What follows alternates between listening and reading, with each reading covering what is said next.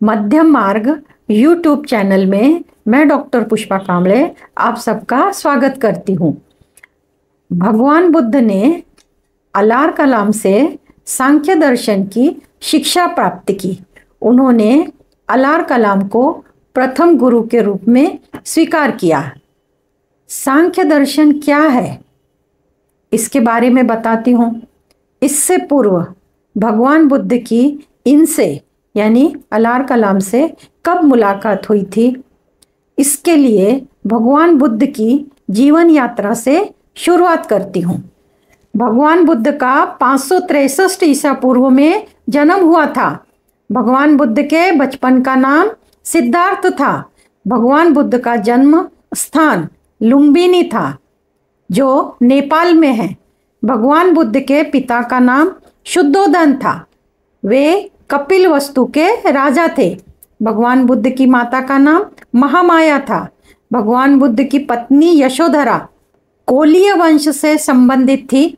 बौद्ध साहित्य में यशोधरा के अन्य नाम भी मिलते हैं, भट्टकक्षा, बिंबा, गोपा। भगवान बुद्ध को विवाह के 10 वर्ष बाद राहुल नामक पुत्र प्राप्त हुआ था। भगवान बुद्ध ने गृह त्याग 29 वर्ष की आयु में किया था।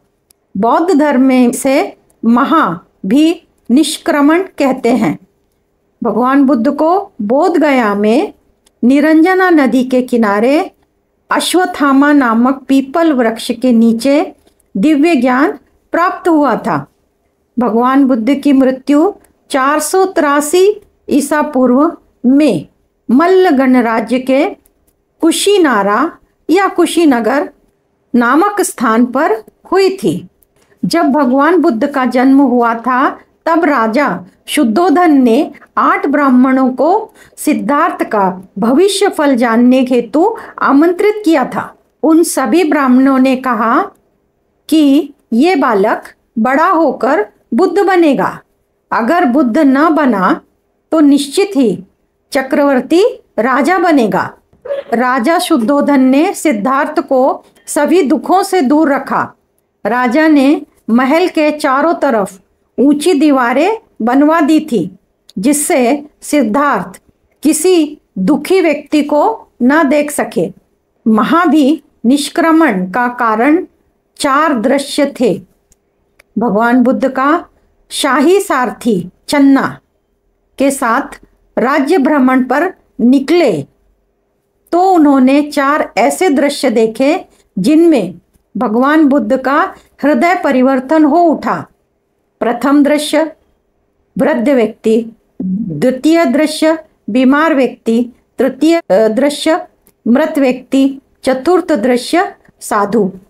इन दृश्यों को देखकर भगवान बुद्ध को पहली बार ज्ञात हुआ कि संसार में सभी ओर दुख ही दुख है। गृह त्याग के बाद ज्ञान की खोज में वे भटकते उरुवेला पहुँचे, जहाँ 5 साधकों के साथ ज्ञान प्राप्त करने में असफल रहे। भगवान बुद्ध बिंबसार से मिले। बिंबसार उनके समकालीन राजा थे। भगवान बुद्ध सांख्य दर्शन के गुरु अलार कलाम से मिले। अलार कलाम से मिलने से पूर्व उन्होंने उरुवेला में 5 साधकों के साथ मिलकर लंबे समय तक कठोर तपस्या की थी, परंतु उन्हें सफलता नहीं मिली थी।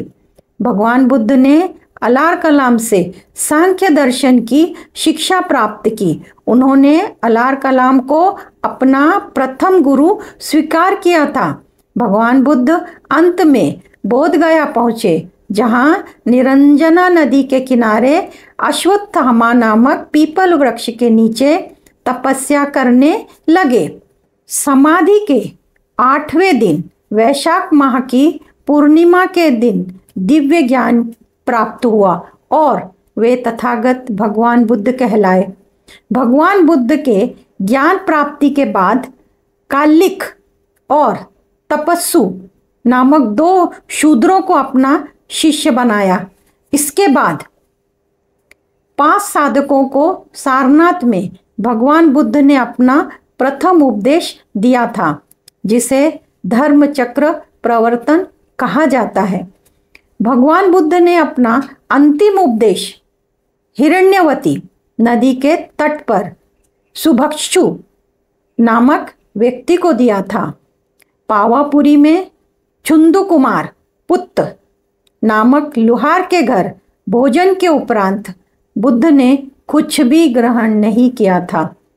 80 वर्ष की आयु में 483 ईसा पूर्व में कुशीनारा में भगवान बुद्ध की मृत्यु हो गई थी। इसे भगवान बुद्ध के लिए महापरिनिर्वाण कहा जाता है। भगवान बुद्ध ने अपना कोई उत्तराधिकारी नियुक्त नहीं किया था। भगवान बुद्ध ने आनंद से कहा था, मैंने जो धर्म और विनय के उपदेश किए हैं, मेरे बाद वही तुम्हारे शास्ता यानी शासक होंगे। इस प्रकार भगवान बुद्ध के उपदेश ही बौद्ध धर्म बन गए। सांख्य दर्शन भगवान बुद्ध ने अलार कलाम से सीखा। सांख्य दर्शन क्या है? सांख्य दर्शन द्वैतवादी है, अर्थात यह मूल तत्वों को दो नाम देता है। ये दो मूल तत्व हैं प्रकृति और पुरुष। पुरुष यानी आत्मा। प्रकृति विश्व की रचना करने वाली जड़ तत्व है। पुरुष यानी आत्मा चेतन तत्व है। प्रकृति और पुरुष यानी आत्मा के संयोग से अन्य 23 तत्व का निर्माण होता है। 25 तत्व मिलकर सृष्टि की रचना करते हैं। इस विश्व का सृष्टि का कोई ना कोई कारण होना चाहिए। वह कारण है प्रकृति। विश्व दो भागों में विभाजित है, जड़ और चेतन। जड़ में प्रकृति है और चेतन में आत्मा यानी पुरुष है। प्रकृति सत्व रजस तमस गुण से युक्त है यानी त्रिगुणात्मक है। प्रकृति से बुद्धि अहंकार मन ज्ञानेन्द्रियां 5 हैं, कर्मेंद्रियां 5 हैं, तन्मात्रा 5 हैं, पंच महाभूत 5 ये उत्पन्न होते हैं।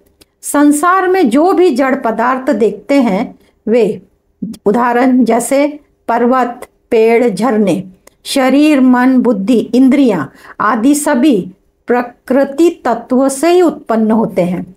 संसार में जो चेतना आत्मा सभी जीवों में है वही पुरुष है। पुरुष ही शुद्ध चैतन्य मात्र है। पुरुष यानी आत्मा के व्यतिरिक्त सभी कुछ प्रकृति है। प्रकृति कैसे कार्य करती है? तो प्रत्येक कार्य अपने कारण में पूर्व से ही उपस्थित रहता है। उदाहरण से ये समझने की कोशिश करते हैं। दूध है, दूध में दही पहले से ही निहित है। दूध है तो आगे दही बनेगा। मिट्टी में घड़ा पहले से ही निहित है। मिट्टी के बाद मिट्टी के साथ घड़ा का निर्माण होगा। यानी कि प्रत्येक कार्य अपने कारण में पूर्व से ही उपस्थित रहता है। इस उदाहरण से समझ में आता है। हमारे चारों ओर व्याप्त यह जगत या विश्व का कोई ना कोई कारण है। इस जगत में हम दो प्रकार के पदार्थ को पाते हैं, एक स्थूल पदार्थ और दूसरा सूक्ष्म पदार्थ। स्थूल पदार्थ में पहाड़ पेड़ जल आते हैं और सूक्ष्म पदार्थ में बुद्धि शरीर मन अहंकार आते हैं। इस जगत का कारण ऐसा होना चाहिए जो इन दोनों स्थूल और सूक्ष्म पदार्थ को उत्पन्न करने की शक्ति रखता हो। पुरुष यानी आत्मा इसका कारण नहीं हो सकता क्योंकि पुरुष शुद्ध चेतना है। 5 महाभूत पृथ्वी जल अग्नि वायु और आकाश से भी इनकी रचना संभव नहीं है क्योंकि सूक्ष्म तत्व बुद्धि मन अहंकार को उत्पन्न नहीं कर सकती। निश्चित ही इस जगत का कारण इन सभी से भिन्न प्रकृति है। 3 गुण या त्रिगुण सत्व रजस तमस को संयुक्त रूप से त्रिगुण कहा जाता है। सत्व गुण सत्व गुण में क्या क्या आता है? ज्ञान का प्रतीक है, स्वयं प्रकाशित है, श्वेत वर्ण है, हल्कापन है, सुख संतोष तृप्ति की अनुभूति इसी से होती है। रजस गुण में क्रिया प्रेरक है, रक्तवर्णी है, चलायमान है। सत्व गुण और तमोस गुण को सक्रिय करता है, दुख विषाद चिंता अतृप्ति आदि का कारण है। तमस गुण अज्ञान का प्रतीक है, अंधकार युक्त है, श्याम वर्णी है, सत्व का विपरीत गुण है, भारीपन है, आलस्य है, उदासीनता है, निष्क्रियता आदि का कारण है। सांख्य दर्शन में प्रकृति को प्रधान कहा जाता है क्योंकि यह जगत विश्व का मूलभूत कारण है। इसे ऊर्जा भी कहा जाता है। प्रकृति सत्वगुण, रजस गुण, तमस गुण ये तीनों गुणों से युक्त है, अर्थात यह त्रिगुणात्मक है।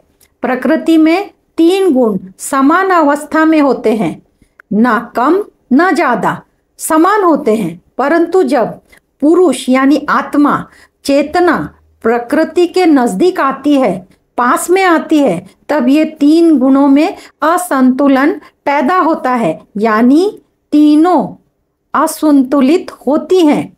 तीनों गुण असंतुलित होने से विकास होता है। प्रकृति स्वभाव से सक्रिय है, पुरुष यानी आत्मा के निकट आने पर सृष्टि की रचना आरंभ कर देती है। प्रकृति का प्रयोजन पुरुष यानी आत्मा के लिए है। इसका अर्थ प्रकृति भोग्य है और पुरुष यानी आत्मा भोक्ता है। संपूर्ण विश्व की रचना केवल और केवल पुरुष यानी आत्मा के प्रयोजन के लिए है। प्रकृति के भोग में पड़कर अविवेक के कारण पुरुष यानी आत्मा बंधनग्रस्त हो जाती है। सांख्य दर्शन में मोक्ष का अर्थ दुखों से मुक्ति, मन के शरीर के अनुकूल न हो तो दुख होता है। दुख का कारण अज्ञान है। विवेक ज्ञान की सहायता से पुरुष यानी आत्मा मोक्ष प्राप्त कर सकती है। सांख्य दर्शन संक्षिप्त में बताया। आपका मंगल हो। आप सबने मुझे देखा सुना, आपको धन्यवाद। आप सब में स्थित दिव्य आत्मा को मेरा शत शत नमन। धन्यवाद।